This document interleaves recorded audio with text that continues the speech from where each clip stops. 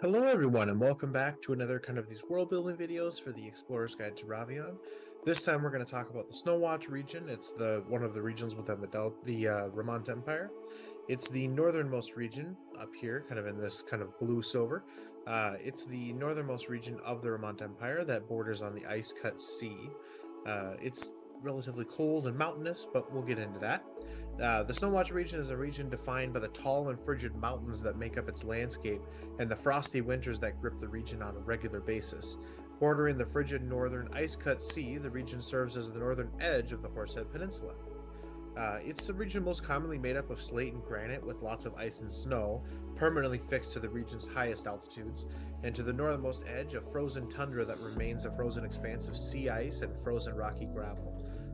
That, as it's not relatively shown on the map, this area, kind of right around where it actually says Remont Empire, is mostly mountainous. It has a lot of the mountains of the region within there.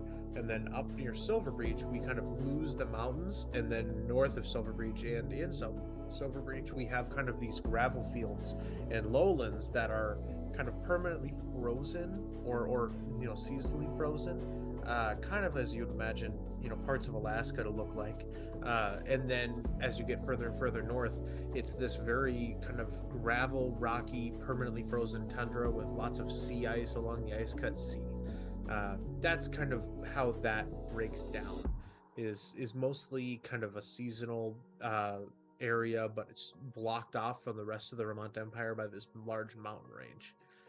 So, the Snowwatch region's ecosystem is that of a frozen and mountainous tundra, with seasonal warm periods that allow for some migratory bird species to travel between the warmer regions of the empire as necessary.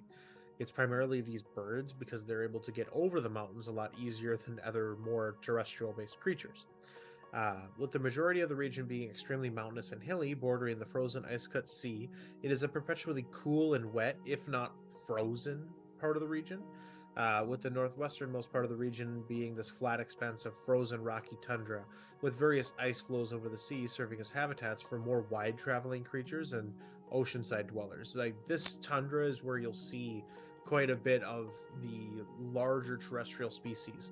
They're not exactly prepared to deal with the challenges that the mountainous terrain might pose, but they're a little bit more capable of addressing kind of the gravel pits, so to speak, the frozen gravel pits and kind of low mosses and things that will grow within the warmer parts of that tundra region. uh, can support some very, small populations of large creatures. But at the same time, then, if you are tied to the sea in any way, as an oceanside species like a seal or a penguin of some kind, where a lot of your food resources are located within the sea, you're going to be doing a lot better. So you'll see a lot more of the seals and walruses and other creatures like that that live along this sea ice on the tundra edge. Those are kind of the creatures that you'll end up seeing there. So that'll be kind of up along this kind of northern tip, the edge of the tip of the ice cut sea, around Little Watch, actually.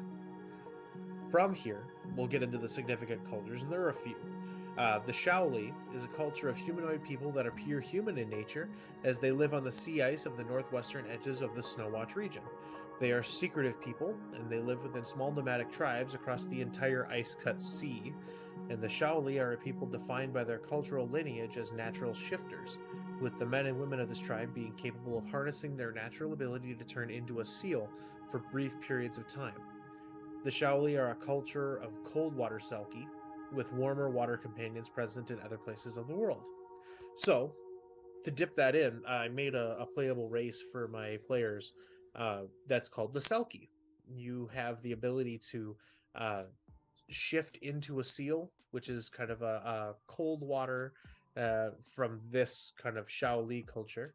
It's kind of a cold water cultural group that is capable of dealing with holding your breath for quite a bit longer and gaining a better bit of a swim speed and not necessarily suffering too many of the penalties of underwater living, at least for the time that you're able to remain shifted. These Shaoli people are secretive because, for the most part, being a Selkie isn't necessarily a bad thing, but it is also not necessarily a good thing, because of the various stigmas that shifters tend to have. Various werewolves and werekin tend to have this issue with how they are foreseen. Even the most polite or uh, good person that could shift into like a werebear or a werewolf, that is doing everything that they can to be good and not lose themselves as they shift, or a potentially permanently shifted were creature of some kind, that has this higher cognition, is not necessarily going to be treated any differently than this bloodthirsty beast of a werebore that rips into people just for the sake of it. So the Shaoli being able to turn into seals is adjacent to that.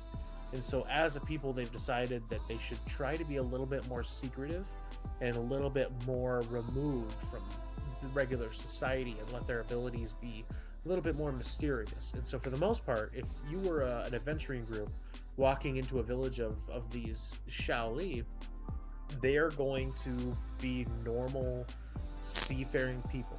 They'll ride out on their boats, they'll fish with their nets, they'll do what they need to do and try to live a life like a normal human being might, right? And the only way that you'll end up knowing that they are a Selkie is if you were to see one of them transform, which they're going to do everything in their power to not let. So they have the potential for them to be extremely kind and nurturing hosts that kind of make sure that you don't overstay your welcome and still get you on your way, give you everything you need so that then you leave. Or if they were to find out that you do know their secret, either swear you to secrecy or find another way to silence you so that you can never tell their secret. You might have to stay. You might be killed. It's one of those two options at the very least, because they don't want anyone to know.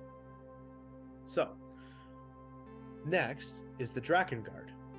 This is a society of Dragonborn that frequent the shores of the Remont Empire Snowwatch region.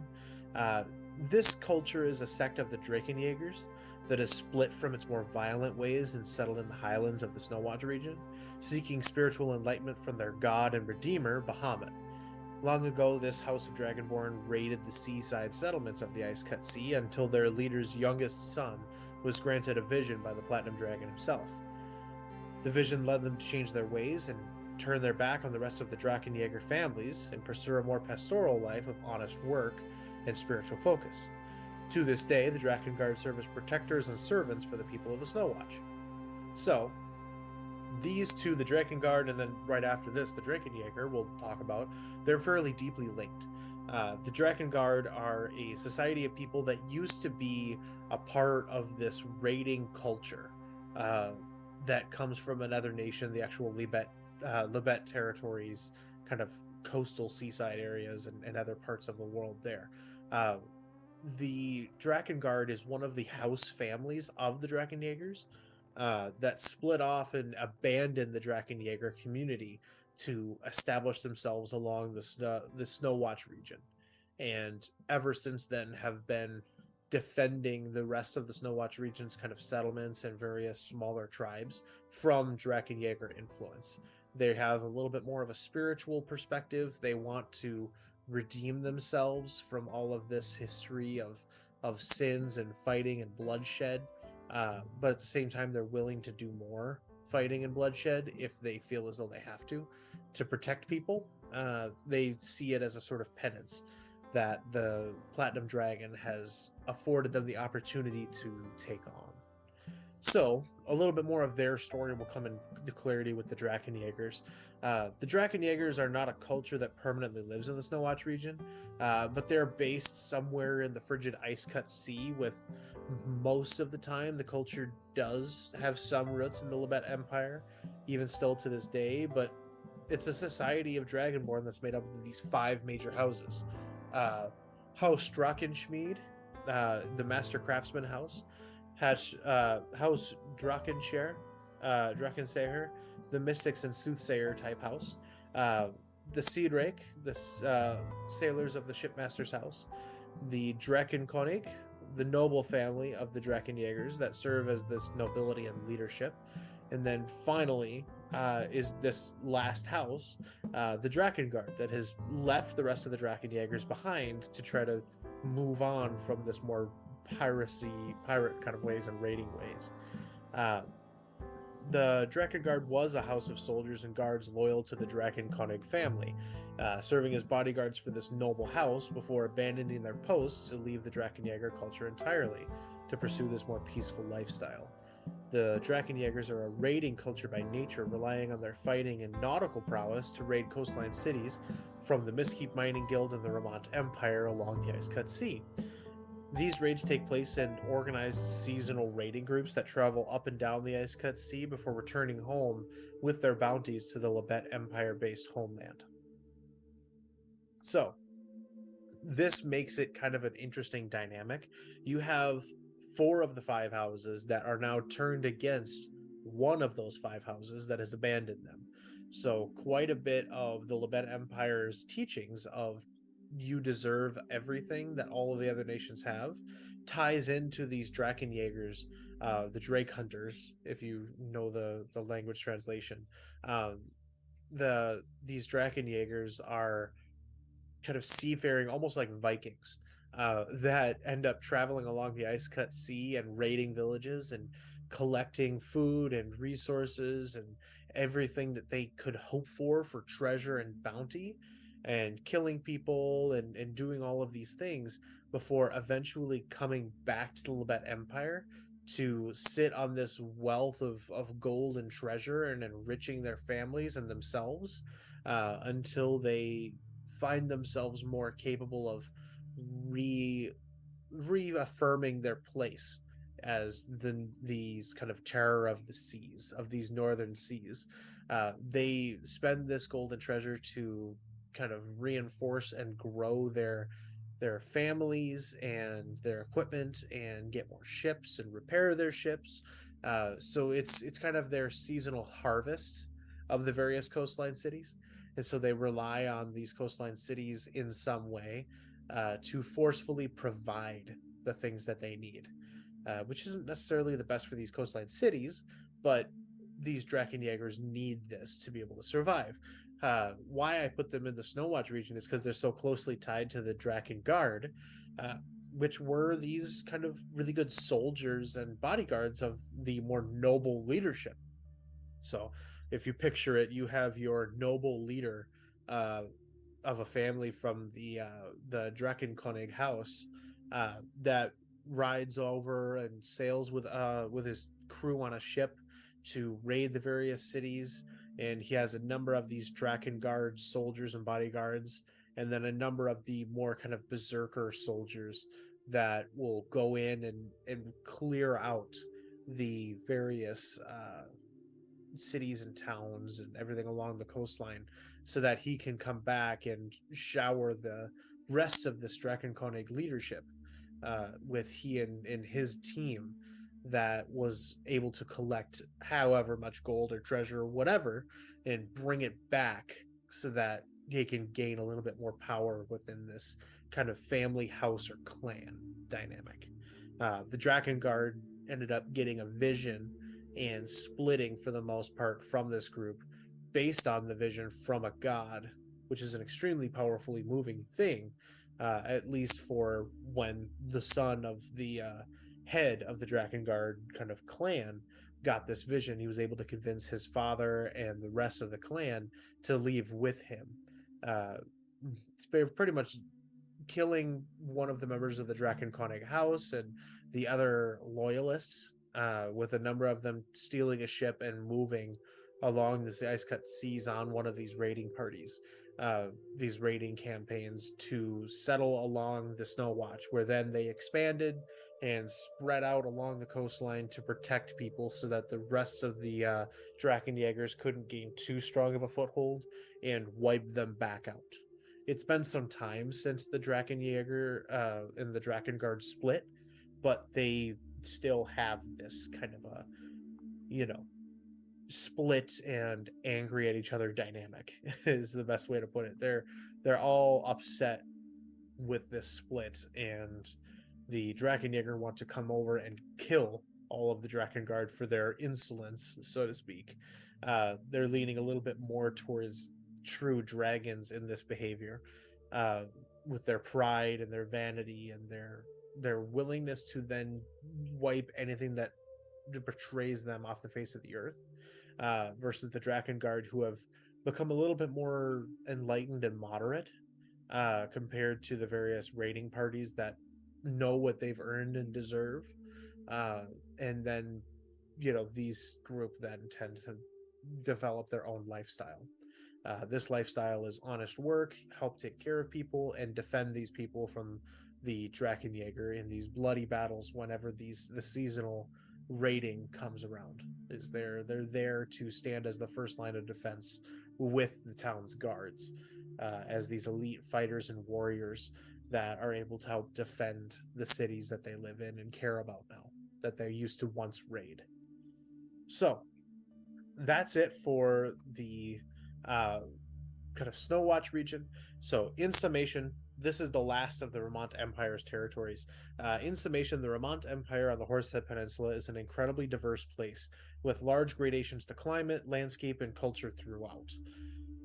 With a great deal of interconnection and camaraderie, the region's otherwise individual cultures have developed into a more closely knit amalgam of societies that struggle together towards a common goal. The Remont Empire is an otherwise fairly young cooperation of these 5 regions, but the people within these regions already worked together somewhat before their eventual unification. Interestingly enough, the oldest aspects of many of these regions are under study and scrutiny, as their fixture is so far into the past of the Horsehead Peninsula that the particular natures and histories of these aspects are unknown to the people living there today. So, basically, this summation is people have always worked together to some degree. And even now, there's a history of their cooperation before becoming the Remont Empire. And now, being the Remont Empire, they cooperate even more. They're aware of various cultures. People in Pine Hall and deep into Dragon's Bay and the Merc Coast are aware of troubles like the Drakengäger in the Snowwatch region, even though it's fairly removed from their immediate territory. These issues do tend to be kind of a national discussion point. Uh, and even though they're fairly young, they do have this history. So these regions do have some histories and aspects that they do not necessarily understand because it's been so long, and there are things that just kind of get lost in translation, so to speak, or lost to time as you explore the various differences of individual regions within a much larger whole nation.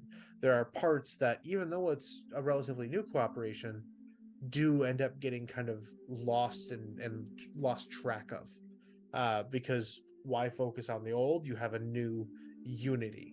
And so there are some parts of their tradition that have been left behind in favor of this cooperation, kind of like the Drakengard and the Drakengägers. There are different aspects that are secretive, like the Shaoli. There are different things across the entirety of the nation that have been kept, and some have been lost, and traditions have been set aside, and some have been made. That just is kind of the development of a nation of this scale and this many different cultures. So, that is it for the Remont Empire as a whole.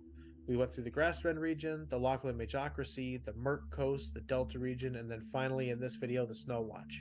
Next time, we'll look into the Mistkeep Mining Guild. This is a little bit of a briefer over history of the Mistkeep, and then kind of all of its regions in and of itself. It's a little bit faster, so I'll probably do it a little bit quicker. So, thank you all for watching. Remember, it doesn't take that much to make a difference out there, so be the difference that you want to see. And I will see you all in the next video. Bye.